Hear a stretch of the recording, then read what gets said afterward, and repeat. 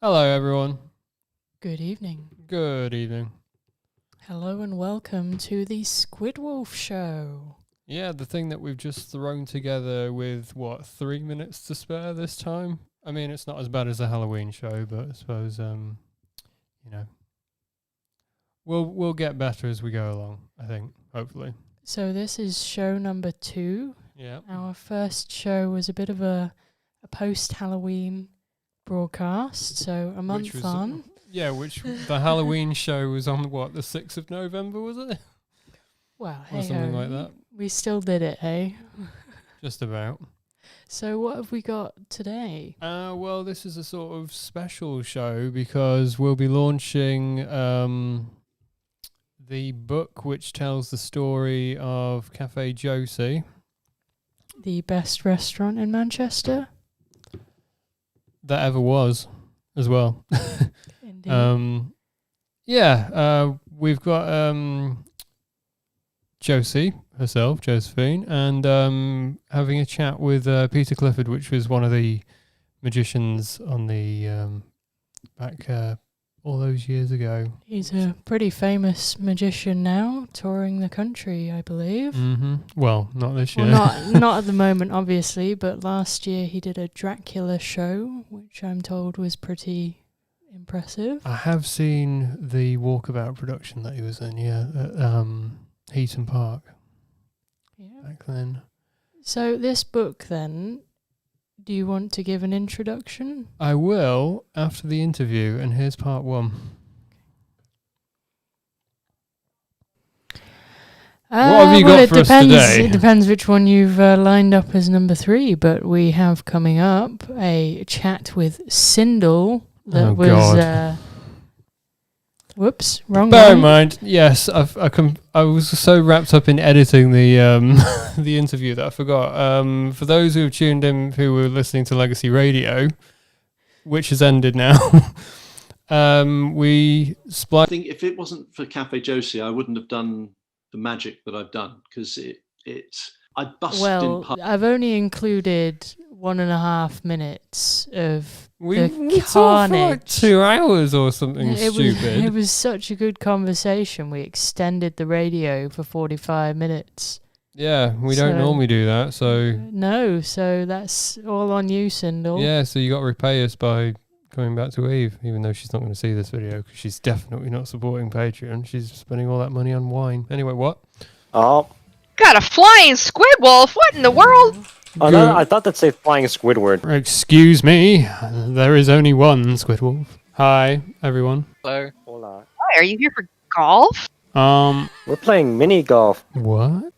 Okay. We are playing golf with your friends for Thanksgiving. Can we just talk about that for a minute? I can't. Sindel was playing golf for Thanksgiving.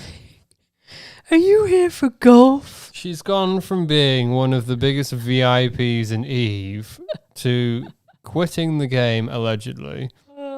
And now she's playing golf, drunk, on Discord on Thanksgiving.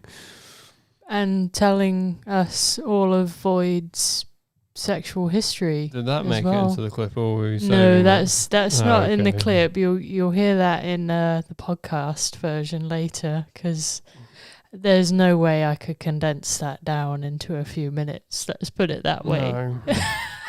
Do you know, I'm just realising that none of our content is broadcastable on mainstream media. This is why I've clipped it. It's completely unbroadcastable. These clips are only a few minutes long. That's about all we're going to get onto YouTube.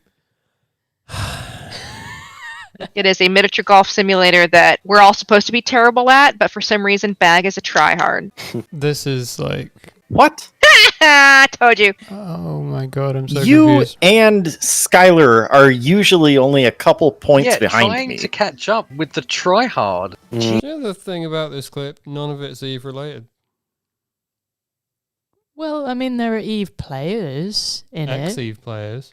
Well, I mean, I think Void, I don't know whether he's an Void ex-player Scribbler, because yeah. he doesn't log in, but he's still kept up to date with most of what has happened. So If you know if Void Scribbler still plays Eve, Well, I know comment, because I send listened us to a message. I don't know. I listened to what he was saying, fairly recently, and yeah, he said in the podcast that he doesn't log in anymore, but he keeps himself up to date on the Facebook groups and things. So he technically still plays Eve then? But like, would you count that as a player? Yeah, I didn't log in for 6 months and I was still playing. Because you're not really doing anything in the game. There you are, it's the meta game. Well, there you have it. Meta game. Of course, CCP doesn't get any revenue from that. So. It's fine. You live your best life. I'm going to kick your ass today. Well, here's me just floating through Discords, finding open comms channels, and you guys are Well, I'm playing glad we were all here in this Tumfuckery channel when you decided to pop in. How have you been? I've been alright. A lot of things have changed since we last spoke. Good things? Oh yeah, you should know, Void. I should know? Am I missing something here? Well, unless you don't play Eve anymore, in which case I will be very upset. I haven't logged in a fair while. I know, it's terrible, but I was wondering about details, any juicy gossip or something. Oh, well, the juicy gossip is that we are next door to 1DQ now. Oh, I have ships there. Could you get them out for me? Yeah. Only if you agree to an interview on Legacy Radio. Sure, why not? I mean, that's basically what I am now. What Legacy, you're saying is this invasion is just to get your ships out. old timer, Yeah. a relic, We're all has been. We're all waiting for your return. We have played your songs on the radio. You've got a little fan club there, so. She's got quite a big fan club, actually. I don't think she realises how big the fan club is in Eve. Never fuck. Oh, Jesus. Okay, wow, anger. Beware, the Texans angry. This is a fucking intense game of golf. Fucking hell.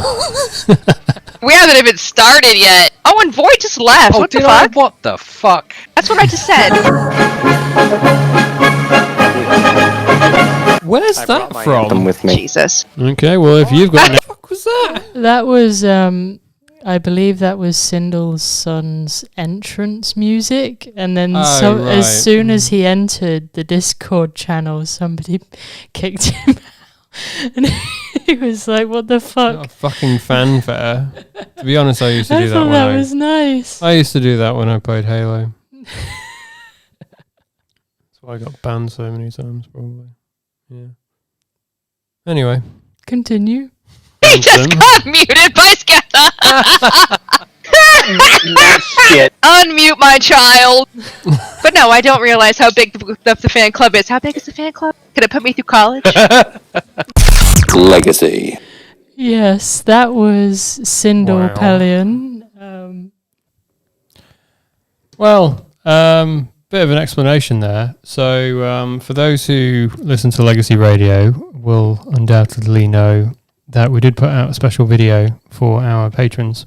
Just for our Squid family. Indeed. Shout out to you guys. Yeah, so with the exception of that, now we are going to go straight to part one of the interview, which I'm sure you'll be happy to hear.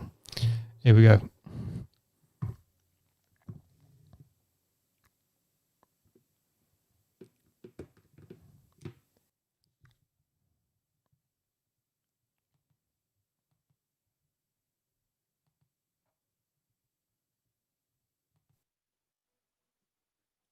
Hello. Hello. Hello. Good evening. Good evening. Hello. You want to see something? Oh my Christ.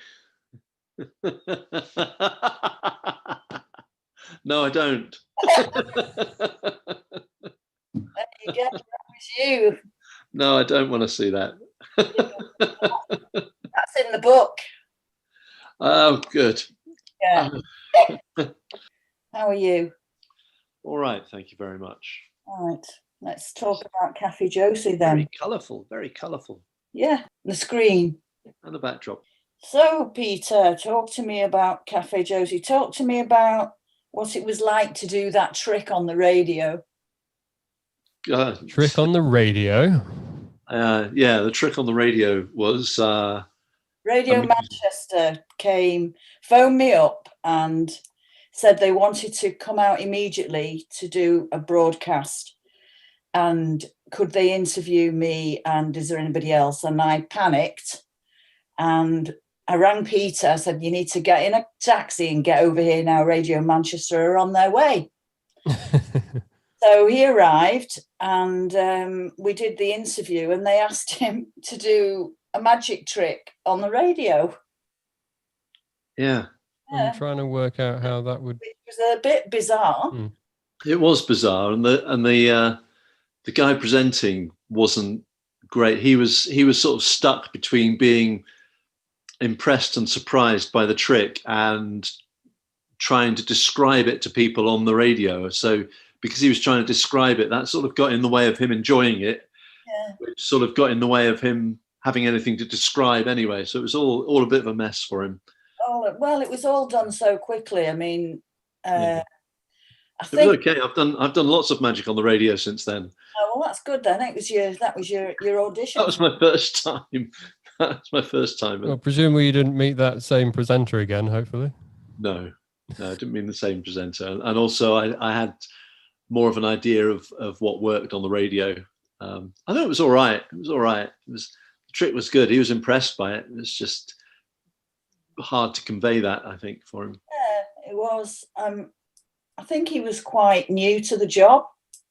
Yeah, he seemed to be. Through the short straw for going out to do the interview at short notice.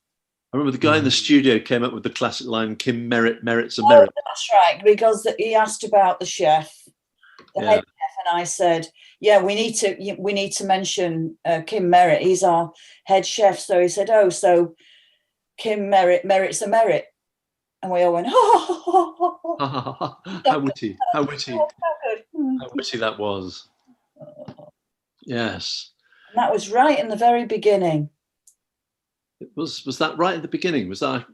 I think we'd not been open very long because I didn't know you very well, and I think an article. No, did you open? You were open before I came along, though, weren't you? Because you were open before you came along.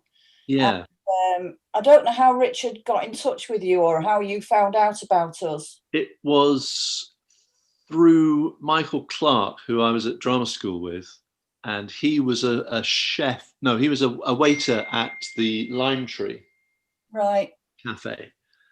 And he had heard from someone that you'd got in touch, because obviously there was some link that you had with that. So he'd heard that a cafe had opened where they had magicians, and they wanted magicians. So I phoned up and said, "Can I come along?" and I got invited for an interview. Yes, you did. And so I came along for the interview, and I've now found out I was very lucky to get through the interview because I just turned up in this jumper, this white woolen jumper And a pair of jeans. A pair of jeans. How can anybody turn up for an interview? And Rich said he's a student. He's a student. Right, okay. Not only that, he's a drama student. Worst of the worst. So but it was that night, wasn't it? I was asked he asked me to do a session, do an evening. So I came along and auditioned. Yeah, that's right.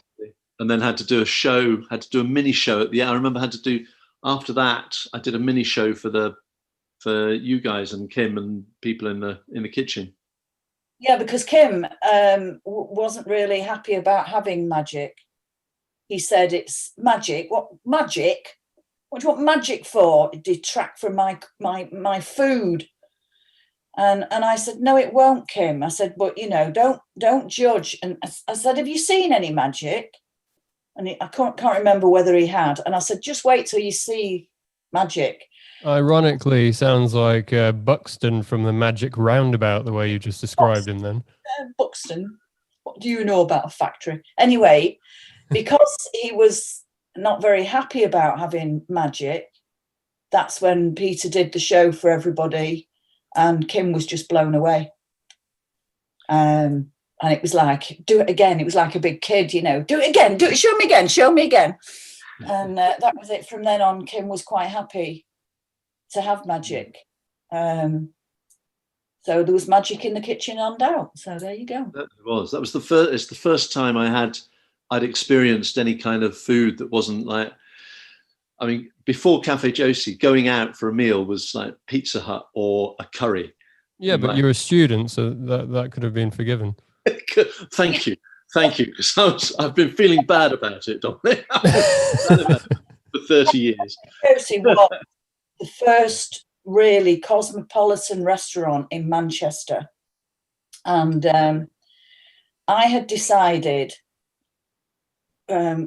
what I wanted as a menu, and fortunately Kim agreed, and I said, I want to break all the rules. I'm not a trained chef, I'm just a good cook, but I've got a good imagination and I know the chemistry of food and what works and what doesn't. And I said, so what I want to do is to put together a menu that nobody else has got, which is, it could be some Chinese, some Greek, some Italian, maybe Spanish. It could be anything, but it'll be cosmopolitan. It'll be a small menu. And we'll also have a blackboard. And not only that, it's a proper restaurant. We're cooking to order.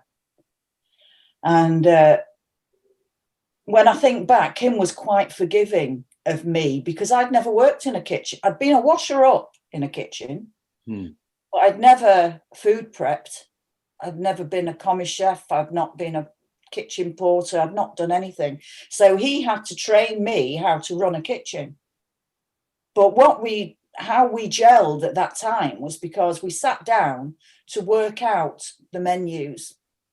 And that's how we came up with certain things. And, especially the lamb Madagascar, how do we stop the sauce from splitting and things? I'm not going to tell you how, because that's our secret, but it was all good food. There were no additives, no MSG.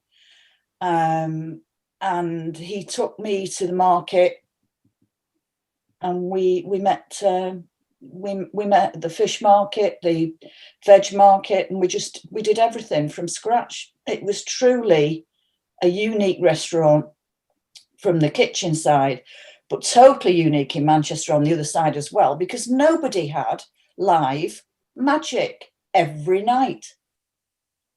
And how Richard, he's a magician as well, yes, but we used to go to the magic conventions every year, but we didn't know any magicians.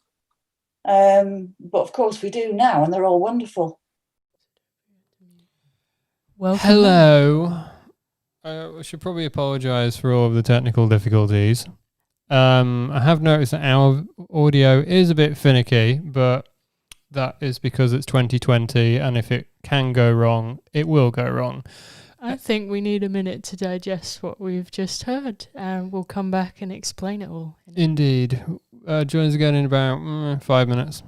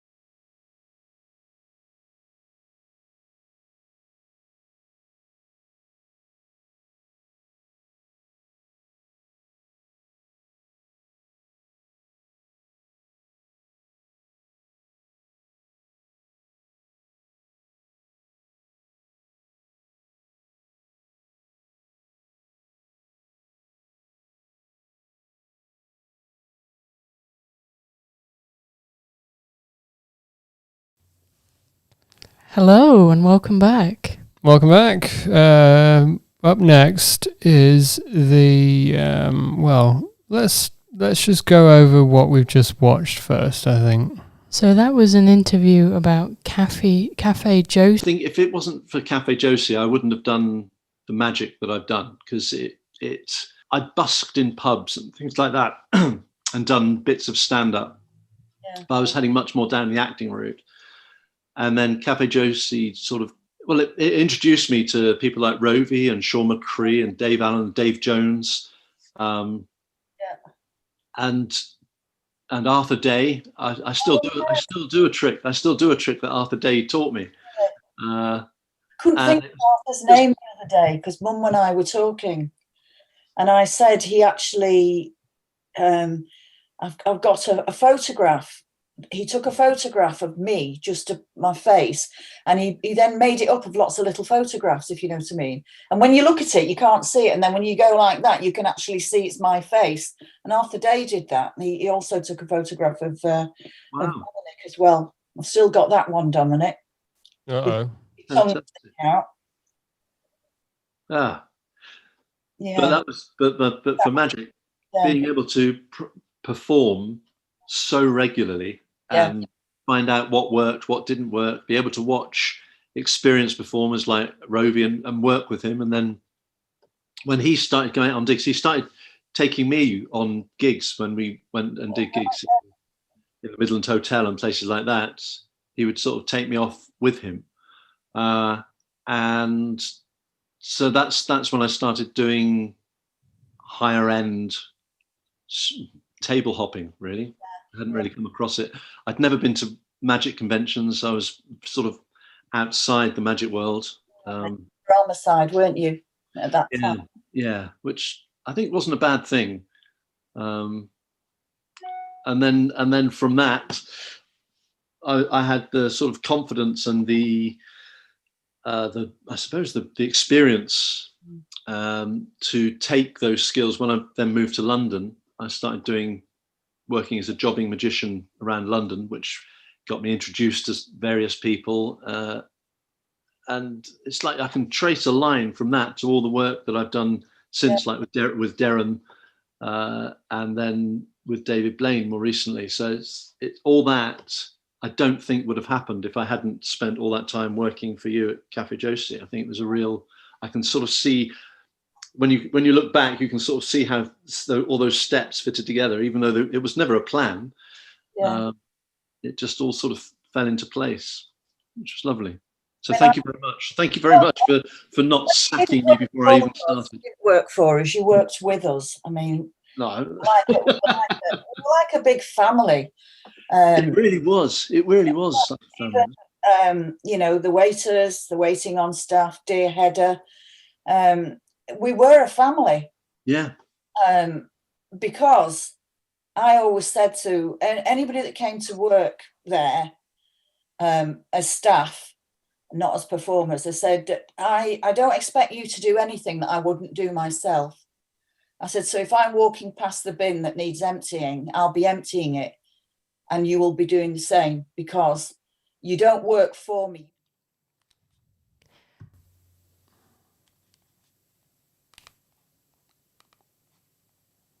I think if it wasn't for Cafe Josie, I wouldn't have done the magic that I've done, because I'd busked in pubs and things like that and done bits of stand-up. But I was heading much more down the acting route. And then Cafe Josie sort of, it introduced me to people like Rovi and Sean McCree and Dave Allen and Dave Jones. And Arthur Day. I still do a trick that Arthur Day taught me. Couldn't think of Arthur's name the other day because Mum and I were talking, and I said he actually, I've got a photograph. He took a photograph of me, just to my face, and he then made it up of lots of little photographs, if you know what I mean. And when you look at it, you can't see it, and then when you go like that, you can actually see it's my face. And Arthur Day did that. He also took a photograph of. I think if it wasn't for Cafe Josie, I wouldn't have done the magic that I've done, because I'd busked in pubs and things like that and done bits of stand-up. but I was heading much more down the acting route. And then Cafe Josie sort of, well, it introduced me to people like Rove. I think if it wasn't for Cafe Josie, I wouldn't have done the magic that I've done, because I busked in pubs and things like that and done bits of stand-up. Yeah. But I was heading much more down the acting route. And then Cafe Josie sort of, well, it introduced me to people like Rovey and Sean McCree and Dave Allen and Dave Jones. And Arthur Day. I still do a trick that Arthur Day taught me. Couldn't think of Arthur's name the other day because Mum and I were talking, and I said he actually, I've got a photograph. He took a photograph of me, just my face, and he then made it up of lots of little photographs, if you know what I mean. And when you look at it, you can't see it. And then when you go like that, you can actually see it's my face. And Arthur Day did that. And he also took a photograph of Dominic as well. I've still got that one, Dominic. Uh-oh. Out. Yeah. But that was, but for magic, being able to perform so regularly and find out what worked, what didn't work, be able to watch experienced performers like Rovey and work with him. And then when he started going out on gigs, he started taking me on gigs when we went and did gigs in the Midland Hotel and places like that. He would sort of take me off with him. And so that's when I started doing higher end table hopping, really. I hadn't really come across it. I'd never been to magic conventions. I was sort of outside the magic world. Drama side, weren't you, at that time? Yeah, which I think wasn't a bad thing. And then from that, I had the sort of confidence and the I suppose the experience to take those skills. When I then moved to London, I started working as a jobbing magician around London, which got me introduced to various people. And it's like I can trace a line from that to all the work that I've done since, like with Darren, and then with David Blaine more recently. So it's all that I don't think would have happened if I hadn't spent all that time working for you at Cafe Josie. I think there's I can sort of see, when you look back, you can sort of see how all those steps fitted together, even though it was never a plan. It just all sort of fell into place, which was lovely. So thank you very much. Thank you very much for not sacking me before I even started. You didn't work for us, you worked with us. I mean, no. we're like a big family. It really was. It really was. You know, the waiters, the waiting on staff, dear Hedda. We were a family. Yeah. Because I always said to anybody that came to work there as staff, not as performers, I said, I don't expect you to do anything that I wouldn't do myself. I said, so if I'm walking past the bin that needs emptying, I'll be emptying it and you will be doing the same, because you don't work for me, you work with me as a team. We're a team. This is how this restaurant is going to be run, as a team. And, you know, if something you feel isn't right, then we discuss it. If something needs changing, we look towards change, because I want everybody to be happy working here, because if you are, then you're going to give really great service. And of course, they were really happy because they got to see magic. You know, most of them had never seen close-up magic before. You know, they'd seen TV magic, but they've not actually witnessed it close up.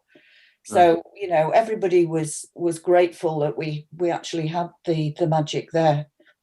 And having a meal at the end of the night was really good as well, because that made it feel like a family. Well, yeah, because we all ate at a ludicrous hour. Cook up this huge spread, and we'd all sit down and eat a meal at, you know, daft o'clock. And that was unheard of in the restaurant business as well. That didn't happen, you know, because Kim had worked. I think Kim had worked at the Lime Tree. He did. He had worked at the Lime Tree, which is, I think that's how that the link. Yeah. You know, and when the last place that he worked, where Liz, my dear friend Liz, was a part-time waitress. And when we were thinking of the restaurant, she said, I know a chef who is brilliant. And so that's how we got Kim. So it all kind of fell into place. So, yeah, we were a big family. And even after it ended, I'd see, remember Fast Eddie, the one Yeah. Twat. Around Sholt, and then he'd say, do you know, I'd work for you anywhere, anytime again. He said, I really miss it. He said it was fun. It was actually fun. Wasn't so much fun in the kitchen, I have to say, but Wasn't always fun. It was fun. Who made the mushroom soup? Was that yours? It was mine, yeah. It's still the nicest mushroom soup I've ever had. I haven't found it anywhere. I'll sort of order it, and then just favourite things to do. Always disappointing. Well, yeah, but there's a secret to how you treat the mushrooms before you actually put them in the soup. You treat them kindly. Yes. You treat them with love. Treat them with love when you cut the heads off.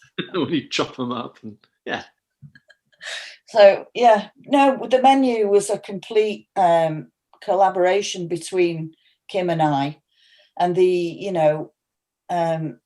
knew that we had to keep it small, otherwise we wouldn't be able to produce, the perfection on the plate that we managed to do if we had an extensive menu.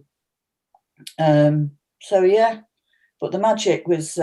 It was all part of Cafe Josie. Cafe Josie, although the food was brilliant, the whole atmosphere in the restaurant was brilliant because of the magic. And people talked about it years later. Years later. And that's why the book's here. Sorry? And that's why the book is here. Why the book is here. The book is here because... which is strange because, a lot of people have written books during COVID, but that was not our plan. When Richard approached me about writing the book, it was all about the memories and making a memoir of that very, very special time. So that was why we started the book when we did. And it was hard slog for me at first. But as I got into doing it, all the memories, they just kept flooding back.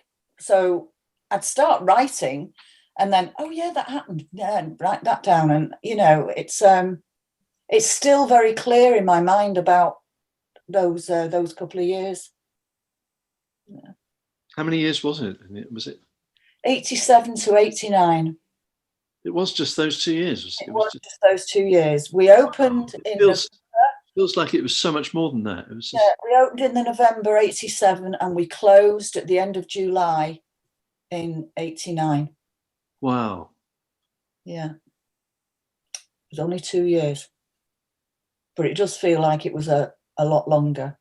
And considering that neither of us had run a restaurant before. I'd worked in them. Waited on and washed up. I'd never actually run a restaurant before. But the reason we decided to do it initially was Richard was working for the New Manchester Review, and he'd do an eating out column, and we'd go to various restaurants around Manchester and we'd review them, but we didn't tell them we were there to review them, and we would give them a review. And we ate out in so many mundane or poor restaurants that purported to have, cordon bleu food. And Richard just kept saying, you could do this. You could do better than that. So that was a number of years before we got round to it. So, yes, we are well aware of all the delightful comments regarding technical difficulties. Give us a break. This is only our second show. Anyway, what do you think? I think that was a fascinating interview. About Cafe Josie, magic at a restaurant. That's incredible. Does that make you want to try the mushroom soup? Oh, yes, definitely. I'm ashamed to say that I actually don't like mushroom soup. But then you don't like mushrooms, do you? So. Raw mushrooms. But I think that was very good. I mean, it features Josephine Adamson, the author of the book, and Peter Clifford, one of the magicians featured in the book. Mm-hmm. So do you want to explain what happened with the book, like how it came about? As Josephine said, although, yes, it is 2020 COVID, everyone's writing a book, but that wasn't the original intention. I mean, if you asked me to write a book about anything, I don't think I'd be able to do it, but especially if it's something that happened decades ago. It's 87 to 89, wasn't it? That's 30 years ago. Yeah, now? I was minus 3 years old. Gosh. It's an incredible story, isn't it, as well? Like, all of the magicians who got in touch to complete the book. Yeah, and it would be good to get more of them on, in an interview. We've got Peter. We want more. Thank you very much, Peter. It was a fascinating interview to hear your insight into the story. Yeah, and if you're watching, yes, I think tomorrow night we are going to basically just do the whole interview on the show. Because there's still more to come from that interview. It was a very good interview. There was just so much to talk about. Hello, good evening. My name is the Great Adamski, as I'm sure you all know, and I'm here to greet you with some of the arcane mysteries which Cafe Josie diners were absolutely amazed by. Well, everyone can remember the famous demons at Halloween. It's in the book. Don't miss it.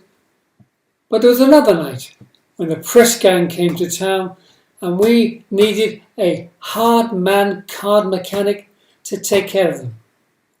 Well, before I could unleash Mick Chardo, the press gang said to me, "Come on, Rich, show us something." Of course, I knew them all. I'd been working with them a few years earlier. So I said, "Oh, okay. Well, remember," I said, "our friend Albert Einstein. He said nothing can travel at the speed of light. If it does, it goes into warp speed and turns inside out." So, without further ado, I picked up 2 cards, folded one over, and another one. The Queen of Hearts, you will notice. Turn the cards over.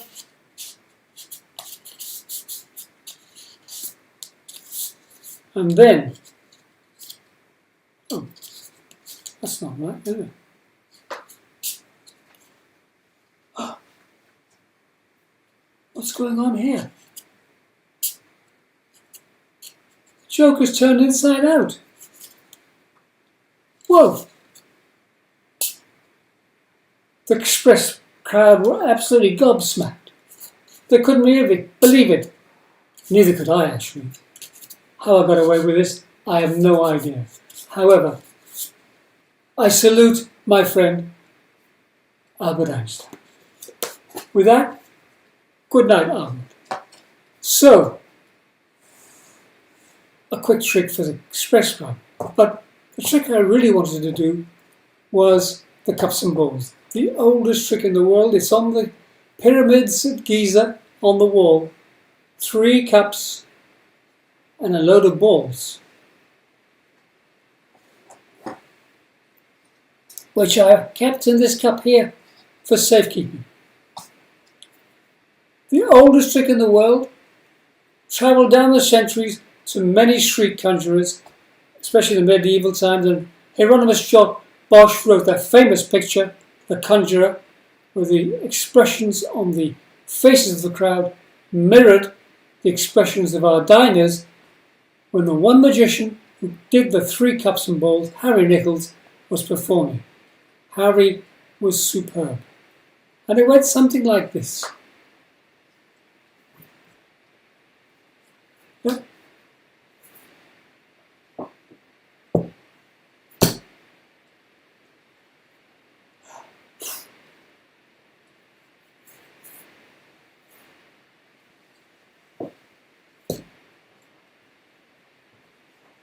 And the third ball.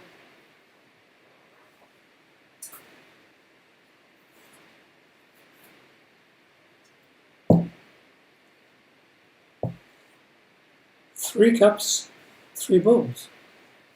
Just like that.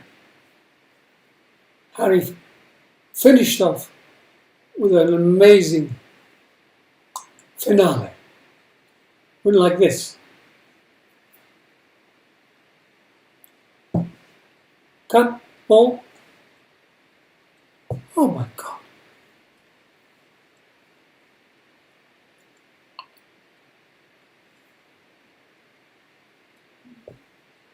Cup, ball. And finally, the third ball goes in the cup. I take it out and it comes back there. Amazing.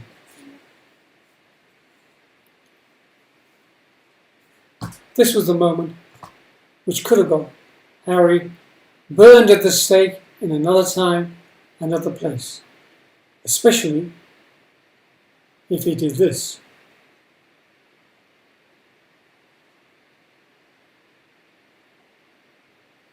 And that is my final memory for you.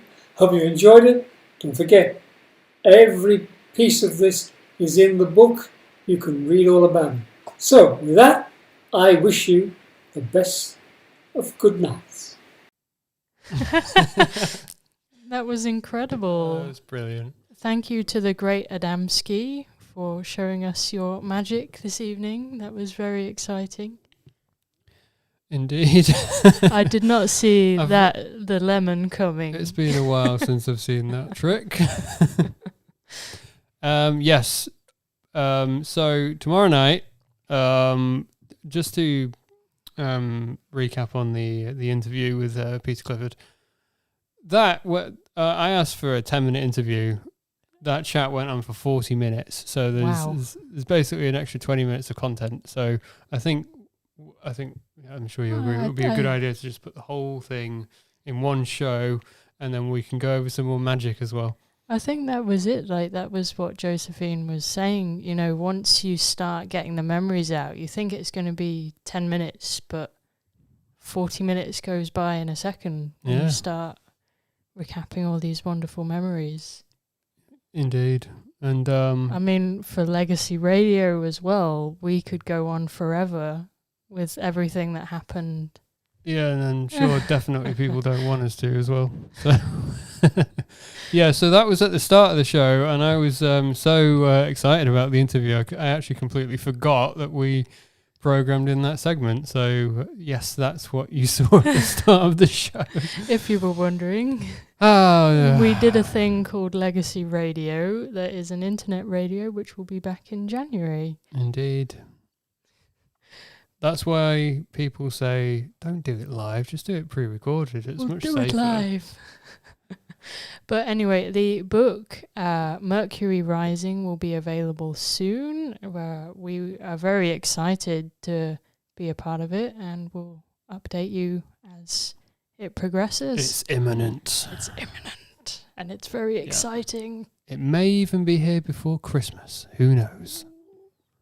You know, just save up all of your Amazon vouchers, all your Waterstones vouchers, just save them up. And buy several copies of the book. Yes. One for you, one for a friend, one for your cat as well. Just in case, you know, cats might learn to read at some point. How do you know they don't already read? Ooh. Exactly. Anyway, join us again tomorrow night for a technical error-free show. Well, now you've said that, come on. Well, it's because we don't have enough patrons.